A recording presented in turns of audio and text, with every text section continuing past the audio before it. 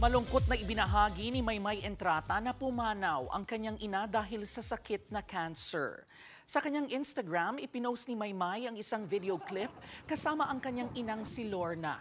Kuha po yan sa Japan noong nakaraang taon nang dalawin ni Maymay ang ina na nagtatrabaho roon. Kalaki po nito ang mensahe niya ng pagpupugay sa kanyang inay.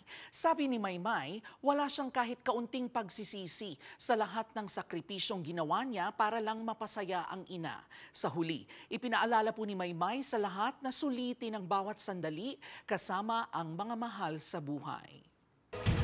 Mga kapatid, ito po ang inyong K-Alaman Queen, Kalad Karen. Always remember na ang K-Alaman ay K-Yamanan. Kaya para sa latest showbiz news at dagdag impormasyon, mag-follow at mag-subscribe sa social media pages ng News 5. K? Okay.